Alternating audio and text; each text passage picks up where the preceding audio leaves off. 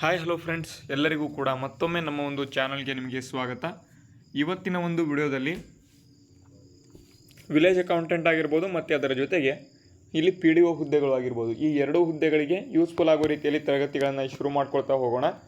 ಅದಕ್ಕೂ ಮುಂಚೆ ನೀವೇನಾದರೂ ಫಸ್ಟ್ ಟೈಮ್ ನಮ್ಮ ಚಾನಲ್ನ ನೋಡ್ತಾ ಇದ್ದರೆ ವಿಡಿಯೋಗೆ ಒಂದು ಲೈಕ್ ಮಾಡಿ.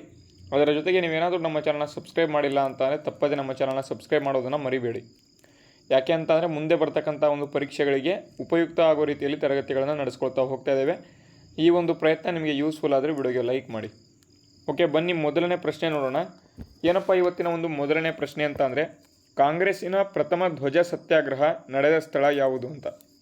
ಕಾಂಗ್ರೆಸ್ಸಿನ ಪ್ರಥಮ ಧ್ವಜ ಸತ್ಯಾಗ್ರಹ ನಡೆದ ಸ್ಥಳ ಯಾವುದು ಅಂತ ಕೇಳಿದರೆ, ಇಲ್ಲಿ ಶಿವಪುರ ಸತ್ಯಾಗ್ರಹ ಏನಿದೆ ಇದು ಕಾಂಗ್ರೆಸ್ಸಿನ ಪ್ರಥಮ ಧ್ವಜ ಸತ್ಯಾಗ್ರಹ ನಡೆದಂತಹ ಒಂದು ಸ್ಥಳ ಆಗಿದೆ. ಶಿವಪುರ ಸತ್ಯಾಗ್ರಹ ಕಾಂಗ್ರೆಸ್ಸಿನ ಪ್ರಥಮ ಧ್ವಜ ಸತ್ಯಾಗ್ರಹ ನಡೆದ ಸ್ಥಳ ಆಗಿರ್ತಕ್ಕಂಥದ್ದು. ಇಲ್ಲಿ ಆಪ್ಷನ್ ಬಿ ಸರಿಯಾದ ಉತ್ತರ ಆಗಿದೆ. ಅದೇ ರೀತಿ ಮುಂದಿನ ಒಂದು ಪ್ರಶ್ನೆ ನೋಡೋದಾದರೆ, ಭಾರತೀಯ ರೂಪಾಯಿಗೆ ಕರೆನ್ಸಿ ಎಂಬತಕ್ಕಂತಹ ಒಂದು ಚಿಹ್ನೆಯನ್ನು ಯಾವ ವರ್ಷಕ್ಕೆ ಚಲಾವಣೆಯನ್ನು ತಂದರು ಅಂತ. ಅಂದರೆ ಏನು ರೂಪಿ ಚಿಹ್ನೆ ಏನಿದೆ ಆ ಒಂದು ರೂಪಿ ಚಿಹ್ನೆಯನ್ನು ಯಾವ ವರ್ಷದಲ್ಲಿ ನಮ್ಮ ಒಂದು ಭಾರತ ಅದನ್ನು ಚಲಾವಣೆಗೆ ತಂದಿತ್ತು ಅಂತ ಇಲ್ಲಿ ಕೇಳಿದರೆ, ಇದನ್ನು 2012ರಲ್ಲಿ ನಮ್ಮ ಒಂದು ಭಾರತ ಸರ್ಕಾರ ರೂಪಿ ಎಂಬತಕ್ಕಂಥ ಒಂದು ಚಿಹ್ನೆಯನ್ನು ಚಲಾವಣೆಗೆ ತಂದಿತ್ತು. ಆಪ್ಷನ್ ಎ ಇಲ್ಲಿ ಸರಿಯಾದ ಉತ್ತರ ಆಗಿರ್ತದೆ. ಇಲ್ಲಿ ಡಾಲರ್ ಚಿಹ್ನೆ ಎಸ್ಗೆ ಒಂದು ಡಬಲ್ ಮಾರ್ಕ್ ಏನಿರ್ತದೆ, ಅದೇ ರೀತಿ ರೂಪಿ ಚಿಹ್ನೆಗೆ ಏನಿದೆ ಅದನ್ನು 2012ರಿಂದ ನಾವು ತೆಗೆದುಕೊಂಡು ಬಂದಿದ್ದೇವೆ. ಓಕೆ, ಮುಂದಿನ ಒಂದು ಪ್ರಶ್ನೆ, ಸಂವಿಧಾನದ ಕರಡು ಸಮಿತಿಯ ಅಧ್ಯಕ್ಷರನ್ನು ಹೊರತುಪಡಿಸಿ ಎಷ್ಟು ಸದಸ್ಯರು ಇದ್ದರು ಅಂತ ಕೇಳಿದ್ದಾರೆ. ಸಂವಿಧಾನದ ಕರಡು ಸಮಿತಿಯಲ್ಲಿ ಅಧ್ಯಕ್ಷರನ್ನು ಹೊರತುಪಡಿಸಿ ಎಷ್ಟು ಜನ ಇಲ್ಲಿ ಸದಸ್ಯರು ಇದ್ದರು ಅಂತ ಕೇಳಿದರೆ, ಟೋಟಲ್ ಆಗಿ 6 ಜನ ಸದಸ್ಯರು ಇದ್ದರು. ಅಂದರೆ ಇಲ್ಲಿ ಕರಡು ಸಮಿತಿಯಲ್ಲಿ ಇರತಕ್ಕಂಥ ಒಂದು ಜನರಲ್ಲಿ 6 ಜನ ಇಲ್ಲಿ ಸದಸ್ಯರು ಇದ್ದರು, ಅದರಲ್ಲಿ ಅಧ್ಯಕ್ಷರನ್ನು ಹೊರತುಪಡಿಸಿ ಅಂತ. ಹಾಗಾದರೆ ಟೋಟಲ್ ಆಗಿ ಕರಡು ಸಮಿತಿಯಲ್ಲಿ ಎಷ್ಟು ಜನ ಇದ್ದರು ಎಲ್ಲರೂ ಕೂಡ ಕಮೆಂಟ್ ಬಾಕ್ಸ್ ಮೂಲಕ ಆನ್ಸರ್ನ ಮಾಡಿ.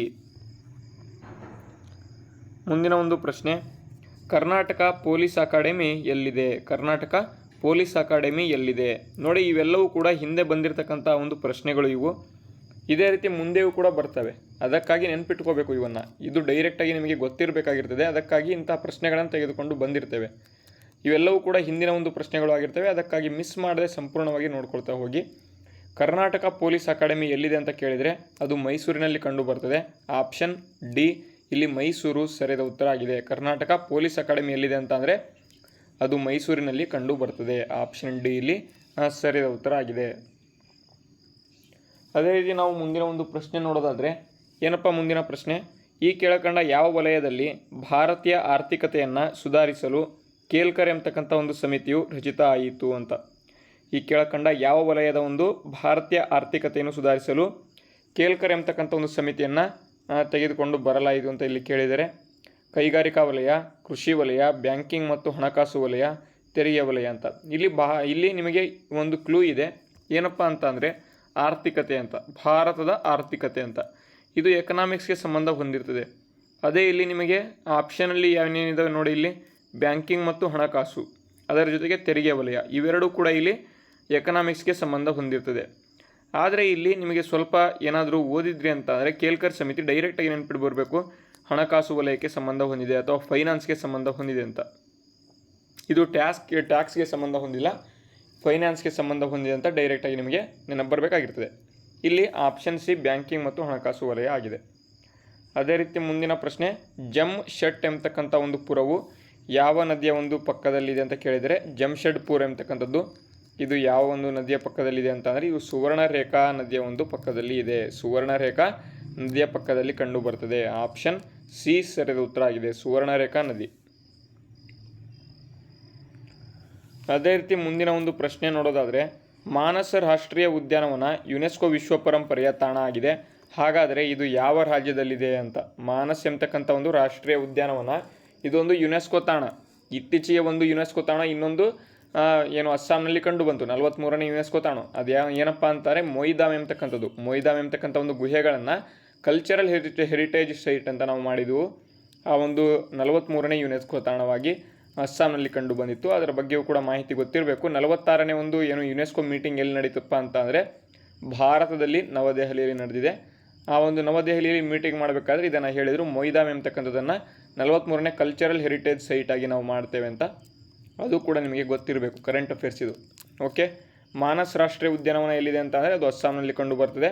ಅದು ಕೂಡ ವಿಶ್ವ ಪರಂಪರೆಯ ಒಂದು ತಾಣ ಆಗಿದೆ. ಹಾಗಾಗಿ ಆಪ್ಷನ್ ಡಿ ಇಲ್ಲಿ ಸರಿಯಾದ ಉತ್ತರ ಆಗಿದೆ. ಅದೇ ರೀತಿ ಇಲ್ಲಿ ಮುಂದಿನ ಪ್ರಶ್ನೆ, ಕರ್ನಾಟಕದಲ್ಲಿರುವ ಒಟ್ಟು ಪೊಲೀಸ್ ವಲಯಗಳ ಸಂಖ್ಯೆ ಎಷ್ಟು? ನೋಡಿ, ಇವೆಲ್ಲವೂ ಕೂಡ ನಿಮಗೆ PC ಎಕ್ಸಾಮಲ್ಲಿ ಕೇಳಿರ್ತಾರೆ. ಅದಕ್ಕಾಗಿ ನಿಮಗೆ ಮುಂದೆಯೂ ಕೂಡ ಕೇಳಬಹುದು. ಮುಂದೆ ಬರ್ತಕ್ಕಂಥ ಎಕ್ಸಾಮ್ಗಳಲ್ಲಿ ಡೈರೆಕ್ಟಾಗಿ ಪ್ರಶ್ನೆಗಳು ಬರ್ಬೋದು. ಅದಕ್ಕಾಗಿ ತೆಗೆದುಕೊಂಡು ಬಂದಿದ್ದೇವೆ. ಕರ್ನಾಟಕದಲ್ಲಿ ಇರತಕ್ಕಂಥ ಒಂದು ಒಟ್ಟು ಪೊಲೀಸ್ ವಲಯಗಳ ಸಂಖ್ಯೆ ಟೋಟಲ್ ಆಗಿ 7 ಇದ್ದಾವೆ. ಅವು ಎಲ್ಲೆಲ್ಲಿದ್ದಾವೆ ಯಾರಿಗಾದರೂ ಗೊತ್ತಿತ್ತು ಅಂತಂದರೆ ಎಲ್ಲರೂ ಕೂಡ ನೀವು ಕಮೆಂಟ್ ಬಾಕ್ಸ್ ಮೂಲಕ ಆನ್ಸರ್ನ ಮಾಡ್ಬೋದು. ಗೊತ್ತಿಲ್ಲ ಅಂತಂದರೆ ಮುಂದಿನ ಒಂದು ಪ್ರಶ್ನೆ ನೋಡೋಣ. ಓಕೆ, ಮುಂದಿನ ಪ್ರಶ್ನೆ, ಸಿಮೆಂಟ್ ತಯಾರಿಸಲು ಬಳಸ್ತಕ್ಕಂಥ ಒಂದು ಕಚ್ಚಾ ವಸ್ತುಗಳಲ್ಲಿ ಯಾವುದು ಅಂತ ಕೇಳಿದರೆ, ಇಲ್ಲಿ ಸಿಮೆಂಟನ್ನು ಉತ್ಪಾದನೆ ಮಾಡೋದಕ್ಕೆ ಏನೇನು ಕಚ್ಚಾ ವಸ್ತುವನ್ನು ಉಪಯೋಗ ಮಾಡ್ತಾರೆ ಅಂತ. ಪ್ರಶ್ನೆ ತುಂಬ ಇಂಪಾರ್ಟೆಂಟು, ಡೈರೆಕ್ಟಾಗಿ ಪ್ರಶ್ನೆಗಳು ಬರ್ತವೆ, ನೆನ್ಪಿಟ್ಕೊಳ್ಳಿ. ಸಿಮೆಂಟ್ ತಯಾರು ಮಾಡಲು ಜಿಪ್ಸಮ್, ಜೇಡಿಮಣ್ಣು, ಸುಣ್ಣದ ಕಲ್ಲು ಇವು 3 ಕೂಡ ಯೂಸ್ ಮಾಡ್ತಾರೆ. ಜಿಪ್ಸಮ್ ಅಂತ ಅಂದರೆ CaSO4.2H2 ಅಂತ ಏನಿದೆ ಅದು ಜಿಪ್ಸಮ್. ಜೇಡಿಮಣ್ಣು ಮತ್ತು ಸುಣ್ಣದ ಕಲ್ಲು ಲೈಮ್ ಅಂತ ಕರಿತೇವೆ ಇಂಗ್ಲೀಷ್ನಲ್ಲಿ. ಇವು 3 ಕೂಡ ಯೂಸ್ ಮಾಡ್ತಾರೆ. ಹಾಗಾಗಿ ಆಪ್ಷನ್ ಮೇಲಿನ ಎಲ್ಲವೂ ಆಪ್ಷನ್ ಡಿ ಸರಿಯಾದ ಉತ್ತರ ಆಗಿದೆ. ಅದೇ ರೀತಿ ಮುಂದಿನ ಪ್ರಶ್ನೆ, ಕೆಳಗಿನವರಲ್ಲಿ ಯಾರು ಭಾರತೀಯ ಒಂದು ಸಂವಿಧಾನದ ಪಾಲಕರು ಆಗಿದ್ದಾರೆ ಅಂತ. ಭಾರತದ ಸಂವಿಧಾನದ ಪಾಲಕರು ಇಲ್ಲಿ ಯಾರಾಗಿದ್ದಾರೆ ಅಂತ ಇಲ್ಲಿ ಕೇಳಿದ್ದಾರೆ. ಭಾರತದ ರಾಷ್ಟ್ರಪತಿನ, ಪ್ರಧಾನಮಂತ್ರಿ, ಕಾರ್ಯದರ್ಶಿ ಮತ್ತು ಇಲ್ಲಿ ಸರ್ವೋಚ್ಚ ನ್ಯಾಯಾಲಯ ಅಂತಕ್ಕಂಥದ್ದು. ನೋಡಿ, ಇಲ್ಲಿ ಭಾರತದ ಸಂವಿಧಾನದ ಪಾಲಕರು ಅಂತ ಯಾರನ್ನು ಕರೀತಾರೆ ಅಂತಂದರೆ ಇಲ್ಲಿ ಭಾರತದ ಸರ್ವೋಚ್ಚ ನ್ಯಾಯಾಲಯ ಸುಪ್ರೀಂ ಕೋರ್ಟನ್ನು ಕರೀತಾರೆ. ಆಪ್ಷನ್ ಡಿ ಇಲ್ಲಿ ಸರಿಯಾದ ಉತ್ತರ ಆಗಿದೆ. ಅದೇ ರೀತಿ ಮುಂದಿನ ಪ್ರಶ್ನೆ, ಕರ್ನಾಟಕದ ಪ್ರಸಿದ್ಧ ದೋಆಬ್ ಪ್ರದೇಶ ಯಾವ ನದಿಗಳ ಒಂದು ನಡುವೆ ಇದೆ ಅಂತ ಕೇಳಿದರೆ ಇವೆರಡೂ ಕೂಡ ತುಂಗಭದ್ರಾ ಮತ್ತು ಕೃಷ್ಣಾ ನದಿಯ ಒಂದು ನಡುವಲ್ಲಿ ಇಲ್ಲಿ ಕಂಡು ಬರ್ತದೆ. ಆಪ್ಷನ್ ಸಿ ಸರಿಯಾದ ಉತ್ತರ. ಅದೇ ರೀತಿ ಮುಂದಿನ ಪ್ರಶ್ನೆ, ಗ್ಲೂಕೋಮಾ ಎಂಬತಕ್ಕಂಥ ಒಂದು ಕಾಯಿಲೆಯು ದೇಹದ ಯಾವ ಅಂಗಕ್ಕೆ ಸಂಬಂಧ ಹೊಂದಿದೆ ಅಂತ ಕೇಳಿದರೆ ಗ್ಲೂಕೋಮಾ ಎಂಬತಕ್ಕಂಥದ್ದು ಇದು ಕಣ್ಣಿಗೆ ಸಂಬಂಧಪಟ್ಟಿರ್ತಕ್ಕಂಥ ಒಂದು ಕಾಯಿಲೆ. ಇದು ಗ್ಲೂಕೋಮಾ ಎಂಬತಕ್ಕಂಥದ್ದು ಕಣ್ಣಿಗೆ ಸಂಬಂಧಪಟ್ಟಂಥ ಕಾಯಿಲೆ. ಡೈರೆಕ್ಟಾಗಿ ಪ್ರಶ್ನೆ ಕೇಳ್ತಾರೆ, ನೆನಪಿಟ್ಕೊಳ್ಳಿ. ಗ್ಲೂಕೋಮಾ ಎಂಬತಕ್ಕಂಥದ್ದು ಕಣ್ಣಿಗೆ ಸಂಬಂಧ ಹೊಂದಿದೆ. ಓಕೆ, ಮುಂದಿನ ಪ್ರಶ್ನೆ ನೋಡೋಣ. ಭಾರತದ ಸಂವಿಧಾನದ ಈ ಅನುಚ್ಛೇದವನ್ನು ಸಂವಿಧಾನದ ಆತ್ಮ ಅಂತ ಇಲ್ಲಿ ಕರೀತಾರೆ ಅಂತ ಕೇಳಿದ್ದಾರೆ. ನೋಡಿ, ತುಂಬ ಸಲ ಪ್ರಶ್ನೆ ಇದು, ಎಷ್ಟು ಸಲ ಕೇಳಿದಾರೋ ಗೊತ್ತಿಲ್ಲ, ತುಂಬ ಸಲ ಕೇಳಿಬಿಟ್ಟಿದ್ದಾರೆ, ಮುಂದೆ ಕೂಡ ಕೇಳಬಹುದು. ಇಲ್ಲಿ ಆರ್ಟಿಕಲ್ 32 ಸಂವಿಧಾನದ ಆತ್ಮ ಅಂತಲೇ ಕರಿತೇವೆ. ಇದನ್ನು ಸಂವಿಧಾನದ ಆತ್ಮ ಅಂತಲೇ ಕರಿತೇವೆ. ಇಲ್ಲಿ ಆರ್ಟಿಕಲ್ 32 ಈ ರೀತಿಯಾಗಿ ಕರೆದವ್ರು ಯಾರಪ್ಪ ಅಂತಂದರೆ ಡಾಕ್ಟರ್ BR ಅಂಬೇಡ್ಕರ್ ಇದನ್ನು ಕರೆದಿದ್ದಾರೆ ಸಂವಿಧಾನದ ಆತ್ಮ ಅಂತ. ಅದನ್ನು ನೆನ್ಪಿಟ್ಕೊಳ್ಳಿ.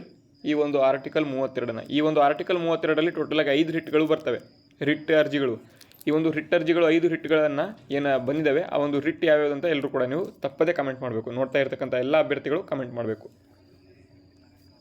ಮುಂದಿನ ಪ್ರಶ್ನೆ, ಈ ಕೆಳಗಿನ ಯಾವ ಆಹಾರದಲ್ಲಿ ಪ್ರೋಟೀನ್ ಅಂಶಗಳ ಒಂದು ಪ್ರಮಾಣ ಹೆಚ್ಚಿರುತ್ತೆ ಅಂತ ಕೇಳಿದರೆ ಮೀನಿನಲ್ಲಿ ಇಲ್ಲಿ ಪ್ರೋಟೀನ್ ಏನು ಅಂಶ ಏನಿದೆ ಅದು ಹೆಚ್ಚಿರ್ತದೆ. ಆಪ್ಷನ್ ಡಿ ಸರಿಯಾದ ಉತ್ತರ. ಅದೇ ರೀತಿ ಕೊನೆಯ ಪ್ರಶ್ನೆ, ಸಾರ್ವಜನಿಕ ಸಾಲ ಅಂತ ಅಂದರೆ ಏನು ಅಂತ ಕೇಳಿದರೆ ಇದು ಸರ್ಕಾರ ಎತ್ತಕ್ಕಂಥ ಒಂದು ಸಾಲವನ್ನು ಸಾರ್ವಜನಿಕ ಸಾಲ ಅಂತ ಕರೀತಾರೆ. ಆಪ್ಷನ್ ಡಿ ಸರಿಯಾದ ಉತ್ತರ. ಓಕೆ, ಇವಾಗಿದ್ದು ಇವತ್ತಿನ ಒಂದು ಪ್ರಶ್ನೆಗಳು. ಈ ಒಂದು ವಿಡಿಯೋ ಹೆಲ್ಪ್ಫುಲ್ ಆಗಿದ್ದರೆ ವಿಡಿಯೋಗೆ ಲೈಕ್ ಮಾಡಿ, ಶೇರ್ ಮಾಡಿ, ಸಬ್ಸ್ಕ್ರೈಬ್ ಆಗಿಲ್ಲ ಅಂದರೆ ಸಬ್ಸ್ಕ್ರೈಬ್ ಮಾಡ್ಕೊಳ್ಳಿ. ವಿಡಿಯೋನ ಮುಗಿಸ್ತಾ ಇದ್ದೇವೆ. ಜೈ ಹಿಂದ್, ವಂದೇ ಮಾತರಂ.